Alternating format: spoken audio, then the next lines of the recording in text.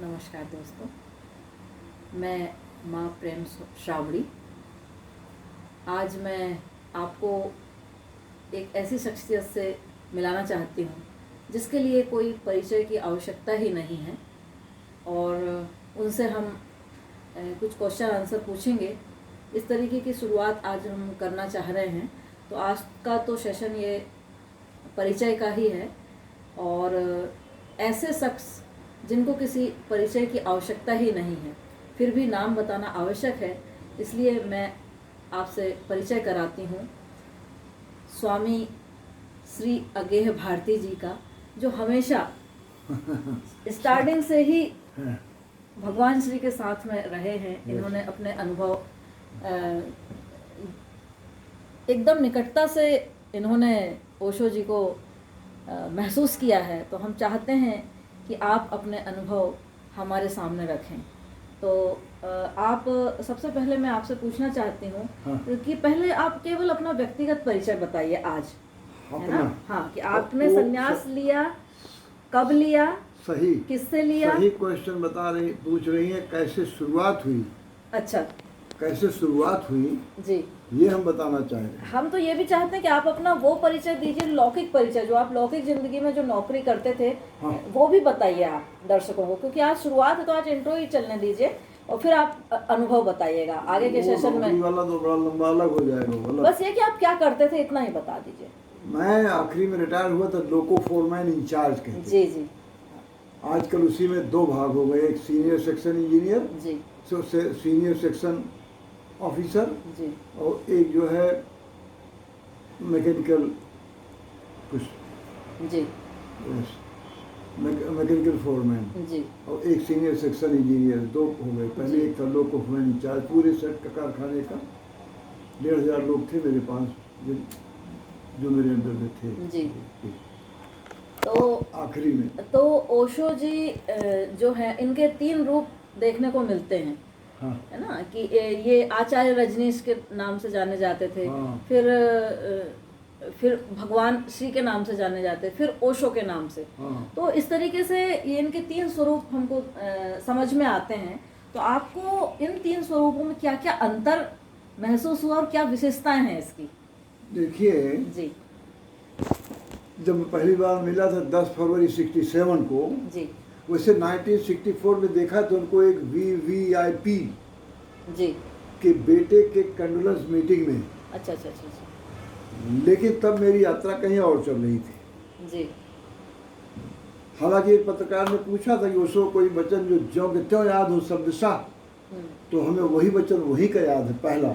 जी सब लोग यहाँ तो 80 साल का आदमी मरे तब भी असामयिक मृत्यु कहते हैं। जी। वो तो 42 साल के थे। वो हाँ मध्य प्रदेश शासन के मंत्री थे। तो उनका सपना था पिताजी का कि वो चीफ मिनिस्टर होगा, जी और 42 साल के विदा हो गए। तो असामयिक तो थी ही। जी लेकिन ओशो ने शुरू किया कि मेरे प्रिय आत्मा, कोई भी मृत्यु असामयिक नहीं होती। जी जी। लेकिन फिर भी हमें सुनने के लिए दिल चाहिए, और हमारा दिल दिमाग कहीं और था।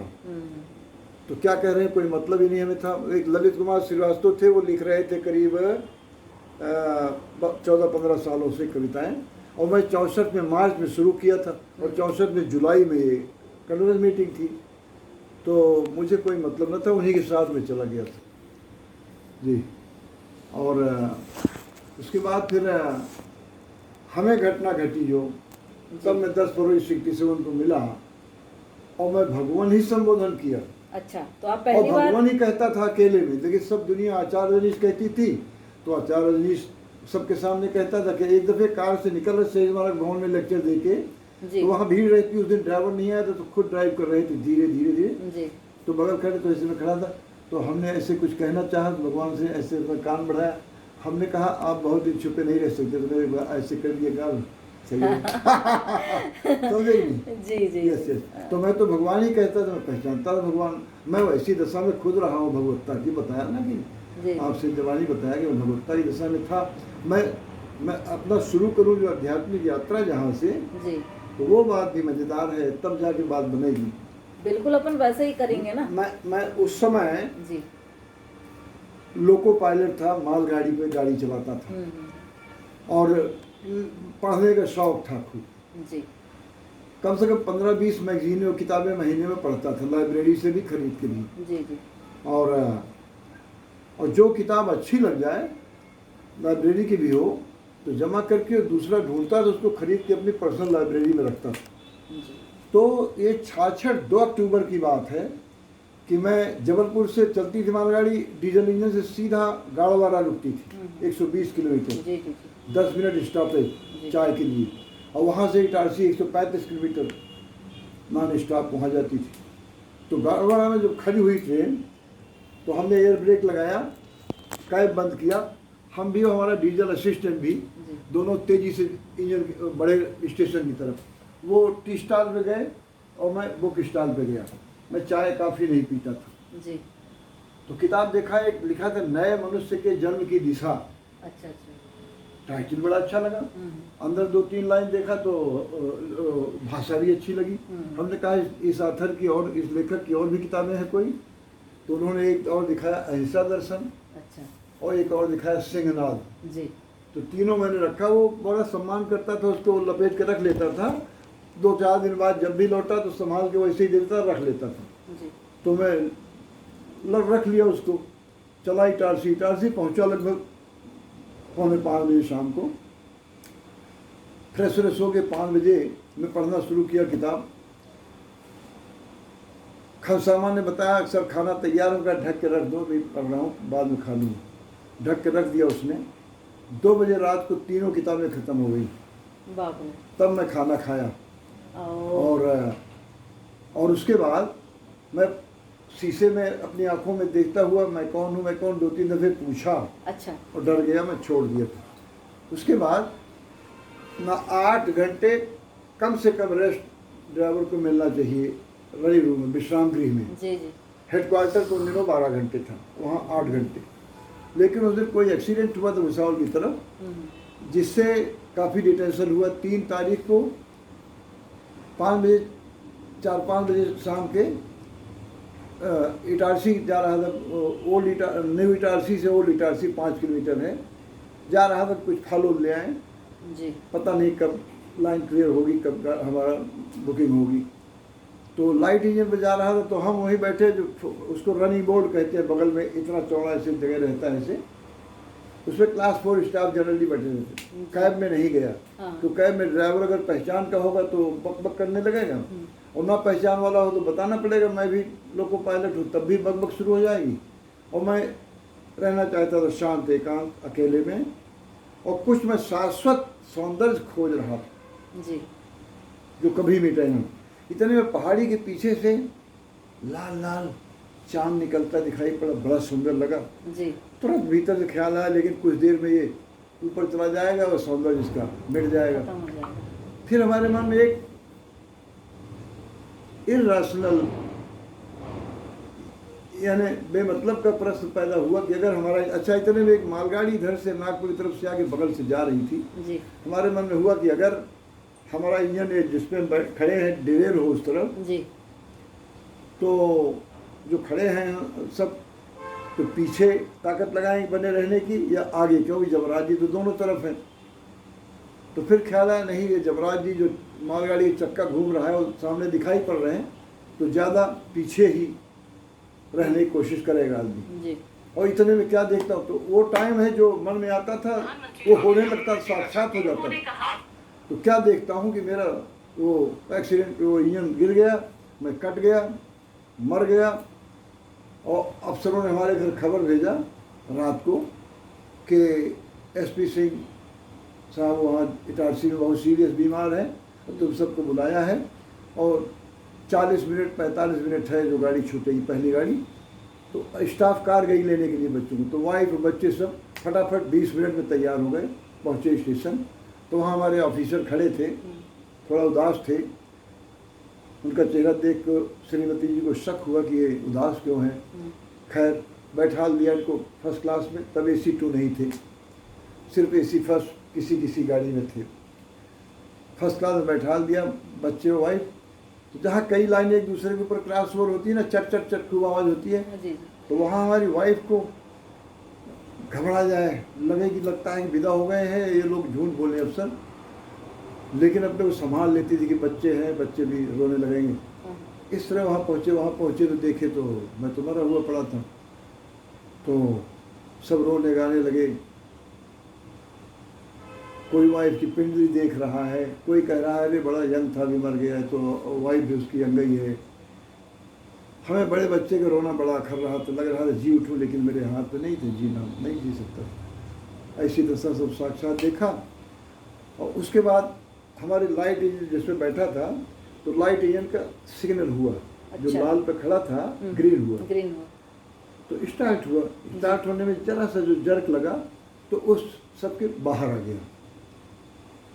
तो मैंने वो देखा अच्छा। और उसके बाहर आ गया फिर। अच्छा। तो ये घटना घटी।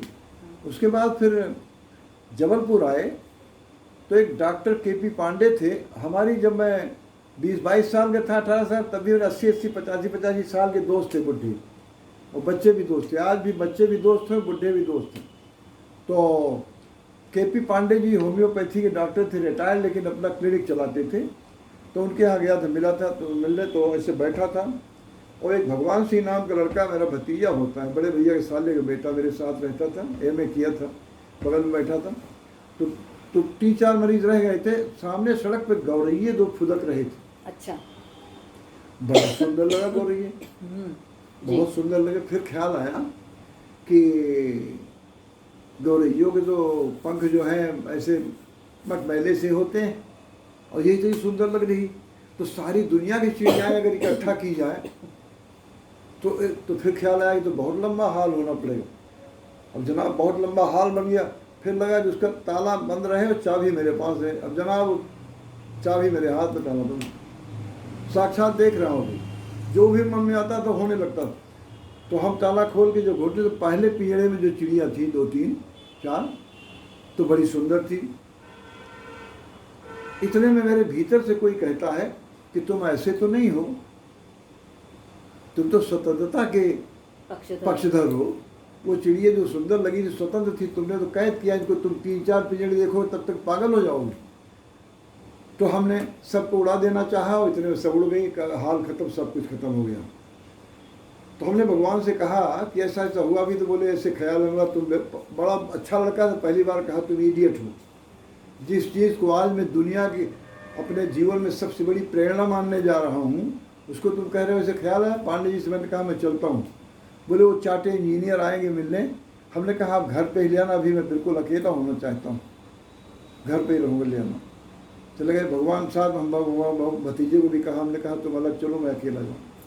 अकेला चलता रहा। कौन है मेरे भीतर हमेशा ये सेकंड जो आता है, एक कोई कल्याण मित्र शब्द कभी पढ़ा नहीं था, सुना नहीं था, और कल्याण मित्र मेरे मुँह से निकला। ये कौन है मेरा कल्याण मित्र जो हमेशा सेकंड एडवाइस सही देता है? ये प्रश्न पैदा हुआ। और घर पहुंचा मैं। घर पहुंचा, वाइफ को इशारा किया, नो खाना, बोल रही। लेट गया अपने कमरे में, सोचने लगा कि कौन है। इतने में क्या देखता हूँ, पूरा खाली आकाश, कहीं पृथ्वी, समुद्र, जंगल, पेड़, कुछ भी नहीं है। क्या बात नहीं, इसके पहले देखा क्या कहते हैं उसको क्या कहेंगे, जैसे रॉकेट जाते हैं ना, ऐसे ऊर्जा पुंज अंतहीन अंत से रवाना होते हैं। वो अंतहीन अंत को रवाना होने के साथ पहुंच जाते हैं। रवाना होना और पहुंचना एक साथ हो रहा है। अनंत से रवाना होते, कोई अंत नहीं, अनंत को पहुंचते। तो मेरे मन में ख्याल आया कि लगता है कि समय का यही स्केल है जो अर्जुन ने देखा होगा। जो कृष्ण ने कहा क्या देख रहे हो, तुमको क्या दिखाई पड़ रहा है? तो बोले दिखाई पड़ रहा है कि लोग जन्म ले रहे हैं, मृत्यु के मुंह में प्रवेश कर रहे हैं। तो शायद यही टाइम स्केल उसको रहा जो अभी हमें दिखा। तब उसके बाद देखता हूँ सारा शून्यम, खालीपन, कुछ भी नहीं हो, पूरा खाली आकाश, कहीं और कुछ है ही नहीं। तो अपना ख्याल आया कि अब तो हमें लगा कि ये आकाश खाली जो है यही परमात्मा है।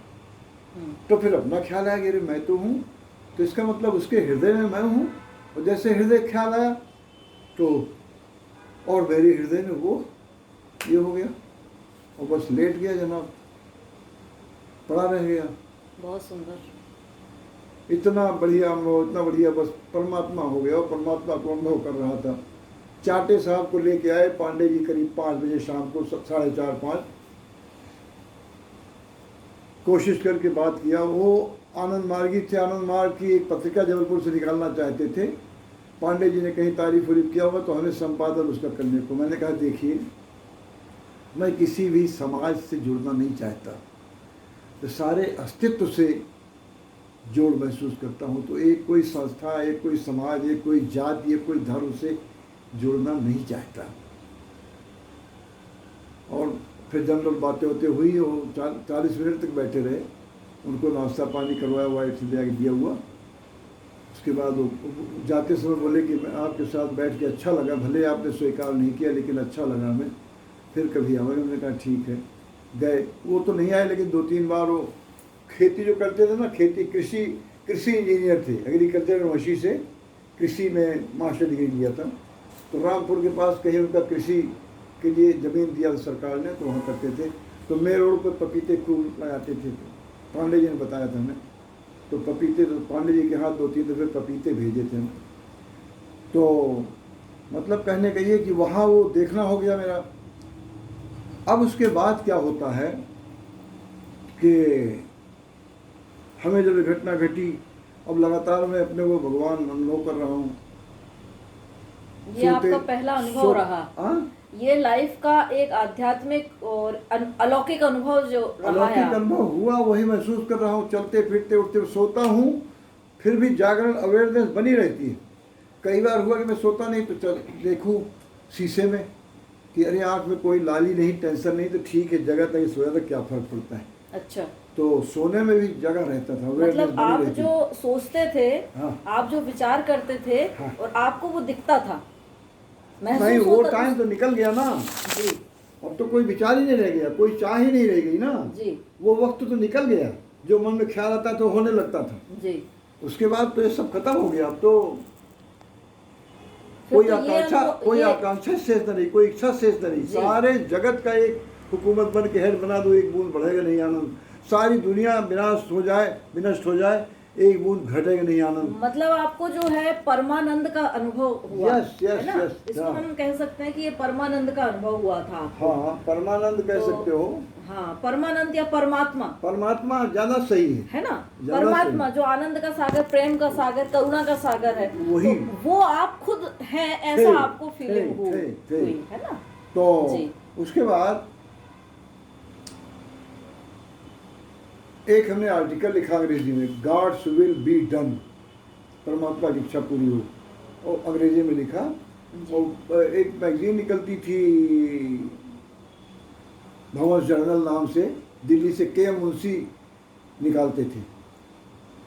तो एक दिन हमने सोचा कि यार जो कोई इच्छा ना हो, कहते हैं इच्छा से ही आदमी जिंदा रहता है जी, और कोई इच्छा ना रहे हाँ, तो जिए काहे, तो कोई इच्छा करना चाहिए, नहीं तो जिंदा न रहे। ऐसा भाव आया कि कोई इच्छा हो जी, तो क्या इच्छा करें, कोई इच्छा तो है ही नहीं। तो एक दिन स्टेशन पे बुक स्टॉल में खड़े खड़े मैं देख रहा था कोई, तो वही भवन जर्नल दिखा, उसमें इंडेक्स देखा तो उसमें एक टाइटल था, wisdom, will and will power. तो हमें लगा कि थोड़ा बुद्धिमानी मालूम पड़ रही इसको, तो मैगजीन दिया, 30 पैसे की मिलती थी। अच्छा। रास्ते में खाली इंजन लेके जा रहा था, खाली इंजन लेके इटारसी कटनी की तरफ। तो रास्ते में वो ख्याल एक पैराग्राफ पढ़ा, तो उसमें वो कह रहा है कि तुम कहोगे असंभव है, अंग्रेजी मैगजीन थी, लेकिन मैं कहूँगा असंभव नहीं, हालांकि दुनिया की सबसे कठिन बात। तो हमारे मन में ख्याल आया कि ये आदमी जो, एक तो भवन जर्नल अंग्रेजी मैगजीन पढ़ते कम है, अंग्रेजी मैगजीन में भी ज़्यादा नावल फावल पढ़ते हैं, तो उसको तो बहुत बुद्धिजीवी वर्ग ही पढ़ता है। इसका मतलब कि एक तमाम विद्वानों को एक परम विद्वान कह रहा है कि तुम कहोगे कि असंभव है, मैं कहूँ असंभव नहीं है, हालांकि बहुत कठिन है, और मुझ बेवकूफ़ को मुफ्त में घटित हो गया। ऐसा ख्याल आते ही वो आनंद जो एक जैसा रुका था वो बढ़ गया, लगा कि ये बस्ट हो जाएगा, शूट आउट हो जाएगा। चांदनी रात थी, तो मैंने ऐसे हाथ किया पहली बार, परमात्मा में जीना चाहता हूँ, ऐसे हाथ ऊपर किए। अच्छा, अब उसके बाद क्या हुआ कि घबराहट लगी, तो आगे निवार स्टेशन पर खाली इंजन तक खड़ा किया और उसको स्टेशन मास्टर को खबर किया कि कटनी में खबर कर दी, डॉक्टर हमें अटेंड करें, हार्ट में कुछ गड़बड़ है। तो हमारा कटनी के पहले कटनी साउथ है, वहाँ इंजन देर तक खड़ा रहा। जब खड़ा रहा तो उस बीच में लाइन बॉक्स खोला अपना, तो वही आर्टिकल जो भेजा था उसको गार्ड्स विल बी डन, वो दिख गया हमें, तो उसको पढ़ने लगा। तो जो जो पढ़ता गया पढ़ते पढ़ते पूरा चंगा हो गया। वो आर्टिकल पढ़ते पढ़ते ठीक हो गया। अब सोचा डॉक्टर साला रात को 1:30-2 बजे 2:30 बजे आके बैठा होगा, कटनी में वेट कर रहा होगा, उसको क्या बताएं, क्योंकि तो हार्ट का पेन समझ के आया है। खैर एनीवे, जब वहाँ पहुँचे तो डॉक्टर भाई चपरासी के साथ लाल पगड़ी वाला और लिए अपना बैग वैग पहुँचे। तो हमने कहा कि अब हम बहुत ठीक हैं, मच बेटर। तो हमने अनुभव किया, जब कहा कि आई एम नाउ बेटर, तो वो भी राहत महसूस किया, क्योंकि हार्ट वाला मामला है, मर जाता तो उसको जवाब देना पड़ता ना। तो जब हमने कहा कि now I am all right, much very much better, तो वो भी राहत महसूस किया, चेहरे से देखा उसके। और उसने एक गोली दिया, बोले इसको खा लेना और कल अभी आपका रिलीफ यहाँ इंतज़ाम किया गया है, चले जाना, कल जबलपुर हॉस्पिटल बता देना। हमला ठीक है। वो चला गया तो गोली हमने फेंक दिया बाहर, क्योंकि मेरे कोई बीमारी थी ही नहीं। ये भी अच्छा अनुभव है। तो इस तरह मैं वापस लौटा। अब जनाब होते होते अब आया फरवरी की 7 तारीख की बात है, फरवरी 67। ये घटना 2 अक्टूबर को पढ़ी थी किताब, तब से घटना शुरू हुई। आपकी एज कितनी थी उस समय? आपकी उम्र कितनी थी उस समय? उस समय जी 66 का मतलब 34 मेरा जन्म है मार्च में, 11 मार्च, तो 34 और 66 32 साल की थी जी। तो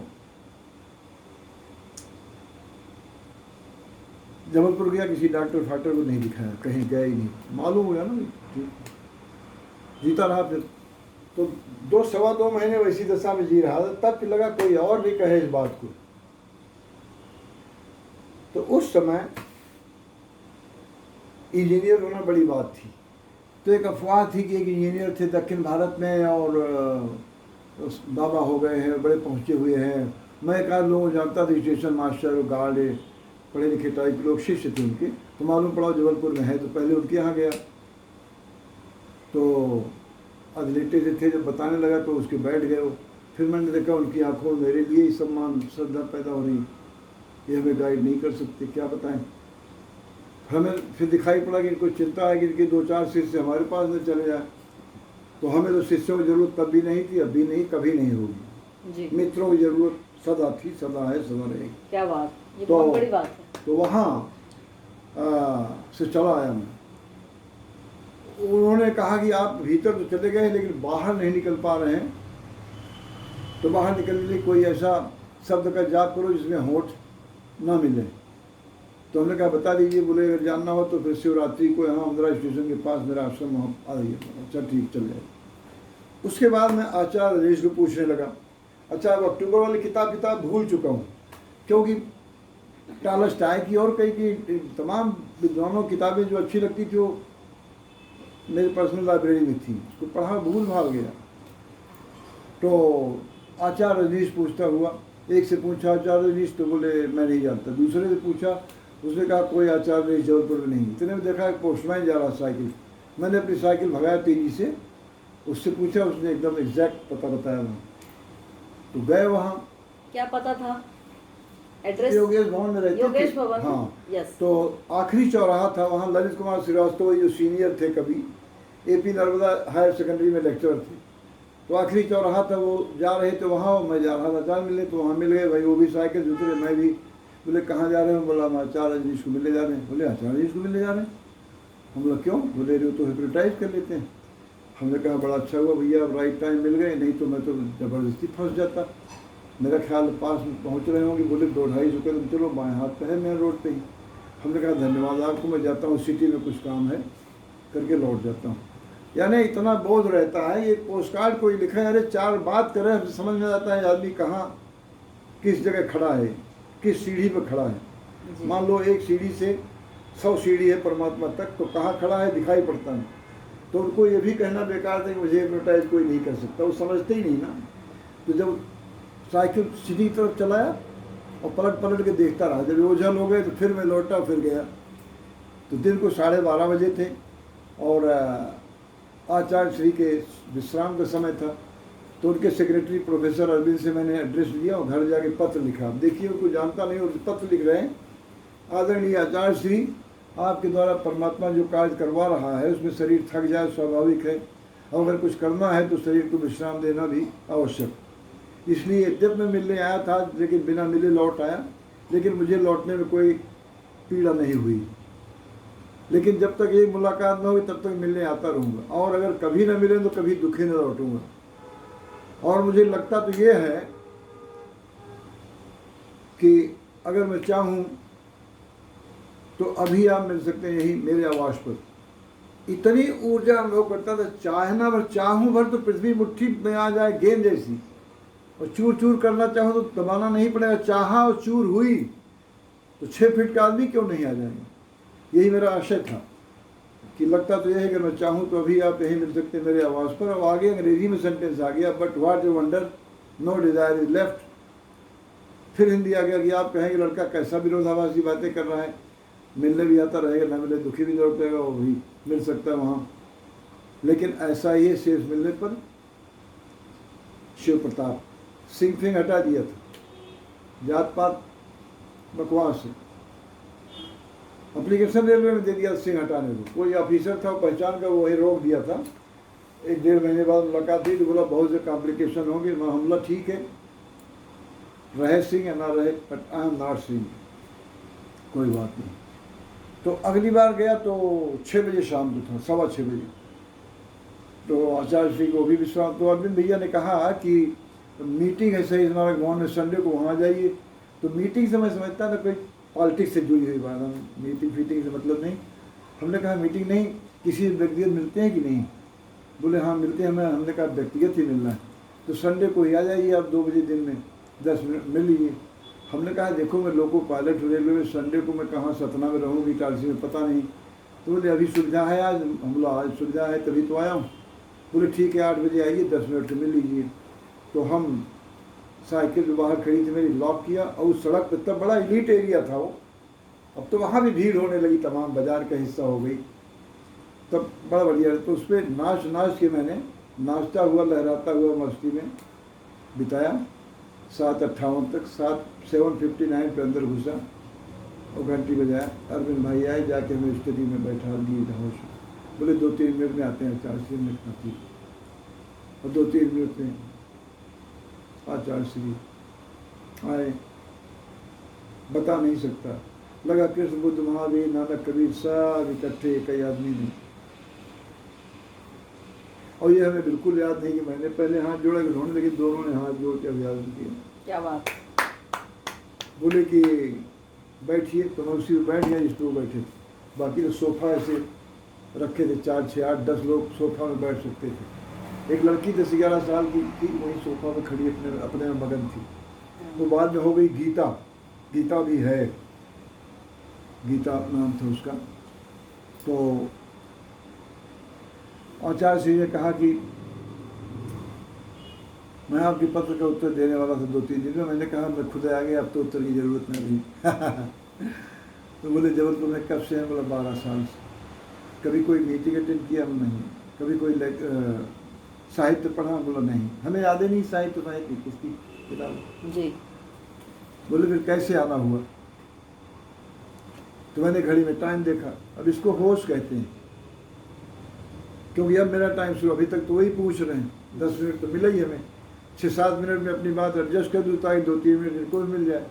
तो उसने कहा समय की चिंता न करें, पूरा डिटेल में बताएं। तो मैं लगभग 40 मिनट में पूरा एक स्टेप सब बताया जो।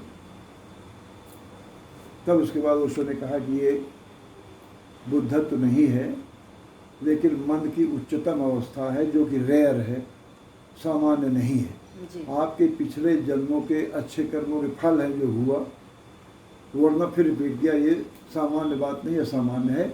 और जो दिया परमात्मा ने उसको अकेले में जिए अपने भीतर, कहें न किसी से, क्यों किसी के पल्ले नहीं पड़े, सर के ऊपर से गुजर जाएगी। जी और समझे कोई पागल मत रहे, भी कोई अच्छी बात नहीं, बहुत से लोग पागल समझे। एक चीज़ और कहा था कि हाँ मैं इतना प्रेम अनुभव होता है कि अमा नहीं रहा है, तो लगता है सबको छोड़ छाड़ के बीवी बच्चों को और दुनिया को यही संदेश दें कि प्रेम ही धर्म है, बाकी सब।